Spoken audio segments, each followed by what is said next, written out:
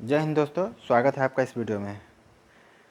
मेरा नाम है सचिन चौधरी और आप देख रहे हैं चैनल सी ज्ञान। इस वीडियो में मैं कंप्यूटर के बेसिक हार्डवेयर का इंट्रोडक्शन आपको दूंगा और मैं पिछले वीडियोस में जिन जिन इनपुट डिवाइस और स्टोरेज डिवाइस का जिक्र किया है उन डिवाइसेस को मैं इस वीडियो में दिखाऊंगा, समझाऊंगा कि कैसे होता है, कैसे किस प्रकार का वो डिवाइस कैसा दिखता है और कैसे काम करता है। तो चलिए बिना देर के वीडियो को शुरू करते हैं। अभी आप स्क्रीन पे दो इनपुट डिवाइस देख रहे हैं, कीबोर्ड और माउस। और ये जो इनपुट डिवाइस है ये कंप्यूटर सिस्टम में यूज़ होने वाले सबसे मेन इनपुट डिवाइस कहे जाते हैं। और किसी भी सामान्य कीबोर्ड में लगभग 104 बटन होते हैं और इन 104 बटनों को 4 समूहों में बांटा गया होता है। सबसे पहला जो समूह है, पहला ग्रुप है, ये इस समूह को बोलते हैं alpha numeric keys. Alpha numeric keys के अंतर्गत ए से जेड तक अल्फ़ाबेट्स, इंग्लिश अल्फ़ाबेट और 1 से 0 तक के नंबर्स आते हैं। इसके साथ साथ कुछ ये enter, shift, control, back space, space bar, ये टैब, आल्ट, कंट्रोल की भी होते हैं। तो इस समूह को अल्फ़ा न्यूमेरिक कीज़ कहते हैं। और दूसरा समूह है न्यूमेरिक कीज़, जिसके अंतर्गत केवल नंबर्स आते हैं। इस समूह की मदद से हम केवल नंबर्स को कंप्यूटर में इनपुट करते हैं। मतलब अगर कोई नंबर आपको टाइप करना होगा, अकाउंट नंबर या कोई मोबाइल नंबर, तो आप इस ग्रुप के बटनों से आप टाइप कर सकते हैं। ठीक है। अगला जो समूह है वो ये है F1 से लेकर F12। इस बटनों के इस समूह को फंक्शन की बोलते हैं और फंक्शन की के अंतर्गत आने वाले प्रत्येक बटनों का अपना अपना काम होता है। जैसे मैं इस कीबोर्ड में कुछ पहले से ही प्रिंटेड है, जैसे कि आप देख सकते हैं F9 पे सर्च बार का आइकन लिखा हुआ प्रिंटेड है, यानी इसके हेल्प से हम कंप्यूटर प्रोग्राम से संबंधित कुछ हेल्प लेते हैं। F10 पे मल्टीमीडिया को बैकवर्ड करने के लिए प्रिंटेड है आइकन, और F12 पे फॉरवर्ड करने के लिए, उस तरह से F11 पे पाज या प्ले करने का छोटा सा ये आइकन बना हुआ है। ठीक ना। तो F1 से लेकर F12 तक के जितने सारे बटन्स होते हैं ये फंक्शन की कहलाते हैं। तो 3 ग्रुप्स के बारे में हम लोग जान गए। बटनों का चौथा ग्रुप है स्पेशल पर्पस की, और ये बीच में होता है। अल्फ़ा न्यूमेरिक और न्यूमेरिक के बीच में ये जो ग्रुप है बटनों का, इसको स्पेशल पर्पस की बोलते हैं। स्पेशल पर्पस का मतलब होता है, स्पेशल मीन्स विशेष, पर्पस मीन्स उद्देश्य। तो विशेष उद्देश्य के लिए ये निर्धारित किए गए होते हैं और इन बटनों का अपना अलग अलग काम होता है, इसीलिए इनको स्पेशल पर्पस की बोलते हैं। ठीक है, ये चौथा ग्रुप है। यहाँ पर जो ये 4 बटन देख रहे हैं आप, इसको एरो की बोलते हैं। ये अपर एरो की, ये डाउन एरो की, ये लेफ़्ट और ये राइट एरो की होता है, जिसकी मदद से किसी गेम में या फिर किसी डॉक्यूमेंट को रीडिंग करते समय आप पेज को अप डाउन कर सकते हैं, लेफ़्ट राइट कर सकते हैं। इसके अलावा ये जो ऊपर के 3 बटन होते हैं, ये आवाज़ को म्यूट करने के लिए, जब कोई आप मल्टीमीडिया एक्सेस कर रहे हो या मीडिया प्ले कर रहे होते हैं, उस दौरान आप आवाज़ को म्यूट करना चाहते हैं तो इस बटन को दबाएंगे तो आवाज़ म्यूट हो जाएगा, यानी कि पूरा आवाज़ ज़ीरो हो जाएगा। और ये आवाज़ को इंक्रीज़ करने के लिए, ये इंक्रीज़ करने के लिए और ये डिक्रीज़ करने के लिए, मतलब घटाने के लिए इस्तेमाल किया जाता है, और ये बढ़ाने के लिए। ठीक है। तो इस तरह से हम लगभग जान गए कीबोर्ड के सभी बटनों को 4 ग्रुपों में बांटा गया है। अब आइए इनमें से कुछ का प्रयोग करके जानते हैं जो हमें जानना चाहिए। देखिए, मैंने इस कीबोर्ड को इस स्मार्टफोन से अटैच कर रखा है और इसका एक वर्ड प्रोसेसिंग प्रोग्राम खोल रखा है। मैं इस कीबोर्ड में बटन टाइप कर रहा हूँ और यहाँ पे भी इनपुट हो रहा है। ठीक है। अब देखिए, जो भी अगर लेटर टाइप करना हो हम टाइप कर सकते हैं। अगर कुछ गलती हो जाता है तो हमें बैक स्पेस से मिटाना चाहिए, मिटाते हैं। ठीक है। और मिटाने के लिए एक और बटन यूज़ होता है, डिलीट की। लेकिन डिलीट की खास बात यह है कि ये कर्सर के राइट साइड में स्थित जो भी लेटर या टेक्स्ट होते हैं उनको मिटाता है, मतलब ये लेफ़्ट से राइट की तरफ मिटाता हुआ बढ़ता है, जबकि बैक स्पेस ये राइट से लेफ़्ट की तरफ जाता है। देखिए, ठीक है। तो बैक स्पेस और डिलीट की में यही अंतर है, जबकि दोनों का इस्तेमाल मिटाने के लिए किया जाता है। डिलीट की का इस्तेमाल सेलेक्टेड फाइल को डिलीट करने के लिए भी किया जाता है, जबकि बैक स्पेस का प्रयोग सेलेक्टेड फाइल्स को डिलीट करने के लिए प्रयोग नहीं किया जाता है। इसके अलावा इस बटन को बोलते हैं कैप्स लॉक। जब कैप्स लॉक को हम दबा देते हैं तो कीबोर्ड में यहाँ पर इंडिकेटर जलता है किसी भी कीबोर्ड में, और सभी कीबोर्ड में ये ऐसा होता है। और जब तक कैप्स लॉक का इंडिकेटर ऑन होता है, मतलब जलता है, तब तक जो भी हम लेटर टाइप करते हैं वो सब का सब कैपिटल लेटर में टाइप होता है या दिखता है हमें, ठीक है। और जब कैप्स लॉक ऑफ कर देंगे तो जो भी लेटर्स टाइप करेंगे वो सब स्मॉल लेटर में टाइप होता है, ठीक। ये है शिफ्ट की। शिफ्ट की का प्रयोग ये होता है कि शिफ्ट की अगर दबा करके जो लेटर आप टाइप करेंगे वो कैपिटल में टाइप होता है, और शिफ्ट को छोड़ करके अगर टाइप करेंगे तो स्मॉल में टाइप होता है। अगर कैप्स लॉक दबा हुआ है तो आप जानते हैं कैपिटल टाइप होगा, और उसी दौरान शिफ्ट भी दबा देंगे, शिफ्ट दबा के टाइप करेंगे तब क्या होगा, कैपिटल से कैपिटल नहीं, उस दौरान क्या होगा कि कैप्स लॉक तो भाई कैपिटल करेगा, लेकिन जब शिफ्ट दबाएंगे तो कैप्स लॉक का बेअसर हो जाएगा। मतलब कैप्स लॉक ऑन रहेगा तो जो भी बटन दबाएंगे कैपिटल होगा, लेकिन शिफ्ट दबा करके टाइप करेंगे तो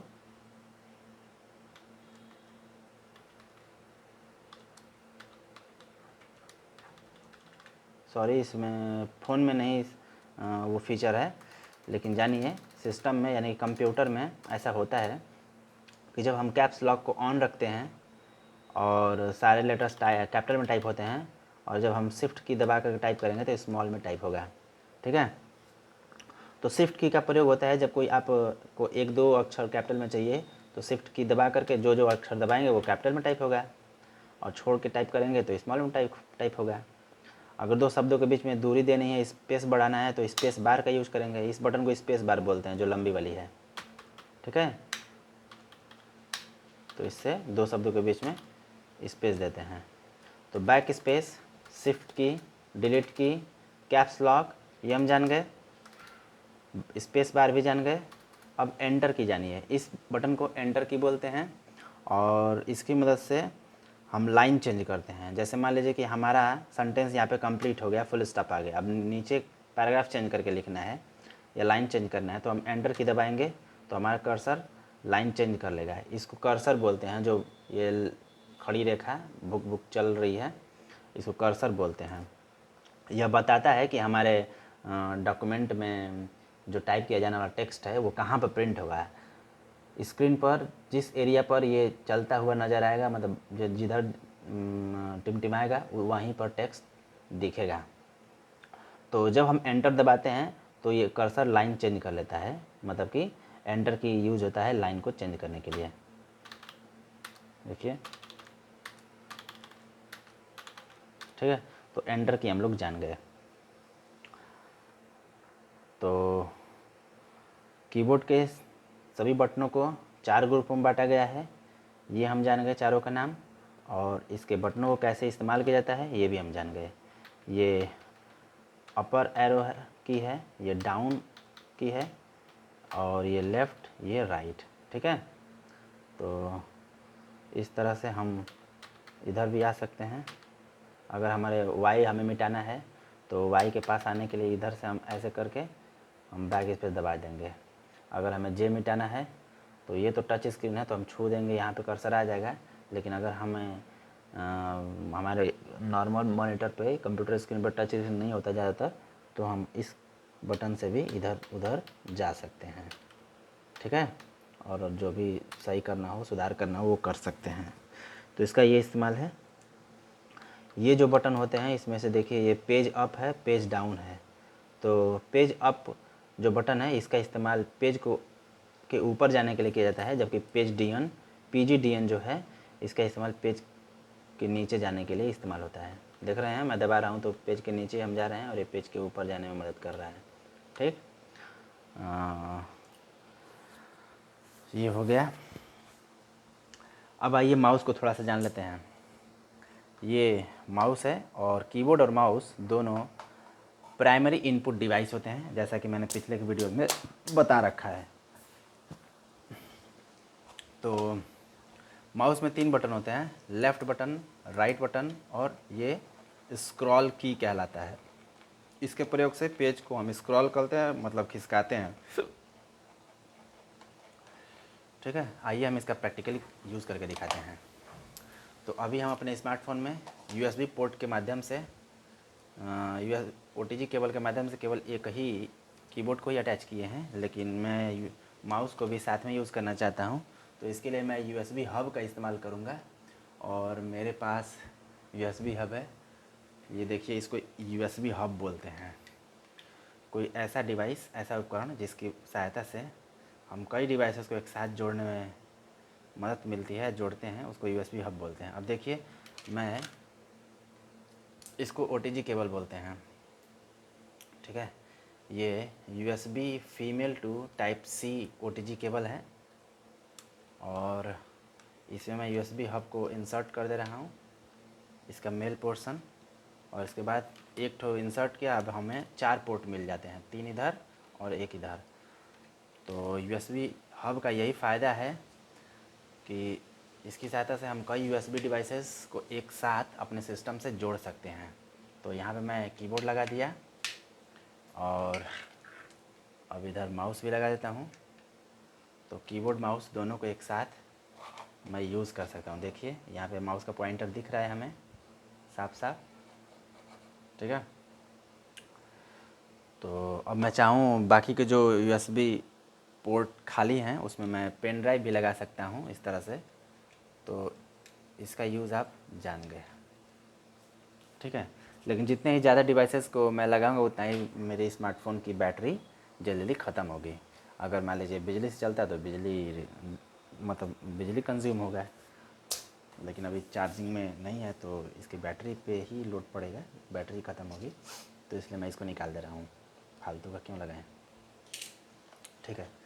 तो आइए इधर, तो देखिए, जब हम कोई भी टेक्स्ट लिख रहे होते हैं और हमारा टेक्स्ट ज़्यादा गलत हो गया होता है और एक ही बार में हम डिलीट करना चाहते हैं, तो सबको सेलेक्ट करने के लिए Ctrl+A दबाया जाता है, जिससे पूरा सभी का सभी टेक्स्ट सेलेक्ट हो जाता है। और पूरे सेलेक्टेड टेक्स्ट को एक ही साथ डिलीट करने के लिए हम सिर्फ बैक स्पेस दबाएंगे तो डिलीट हो जाएगा, ठीक है। देखिए, तो इस तरह से हम सारे टेक्स्ट को एक साथ सेलेक्ट करते हैं, किस शॉर्टकट की से, Ctrl+A से। CTRL को कंट्रोल की बोलते हैं, ठीक है। सेलेक्ट करके आप बैक स्पेस दबाएंगे, पूरा एक साथ मिट जाएगा। सेलेक्ट करने का दूसरा तरीका भी जानिए, माउस का लेफ़्ट बटन दबाइए और जिधर से सेलेक्ट करना है आपको उधर ड्रैग कीजिए, घसीटिए, ठीक है। और इधर से सेलेक्ट करना है तो इधर पॉइंटर लेकर के आइए, इतना बस सेलेक्ट करना है तो इतना सेलेक्ट कीजिए, पूरा सेलेक्ट करना है तो यहाँ से क्लिक करके पूरा इधर ड्रैग कीजिए, पूरा सेलेक्ट होगा। तो इस तरह से टेक्स्ट को, यानी कि लिखे हुए चीज़ों को सेलेक्ट यानी कि चुना जाता है, ठीक ना। और जिस चीज़ को हम सेलेक्ट किए होते हैं उसको हम या तो मिटा सकते हैं या फिर उसके जगह कुछ और लिख सकते हैं या फिर उसको कट या कॉपी कर सकते हैं। तो मिटा करके तो हम आपको दिखा दिए हैं। अब देखिए, सेलेक्ट किए गए टेक्स्ट की जगह पर कोई और टेक्स्ट लिखना होगा तो जो भी हम अक्षर जो ही टाइप करेंगे वो सेलेक्टेड टेक्स्ट ऑटोमेटिकली डिलीट होकर के दूसरे अक्षर से रिप्लेस हो जाएगा। देखिए, अब एक बार और मैं दिखाता हूँ, GFGU, इतना मैं सेलेक्ट कर लिया और सेलेक्ट करने के बाद सिर्फ M दबाऊँगा तो वो सारे के लेटर्स जो सेलेक्टेड है वो मिट जाएंगे और उसकी जगह केवल M आ जाएगा। देखिए, तो इस तरह से भी काम किया जा सकता है बिना मिटाए, ठीक ना। अब देखिए, अब कट और कॉपी के बारे में जानिए। जैसे मैं एक सेंटेंस लिखता हूँ, Ram is a good boy,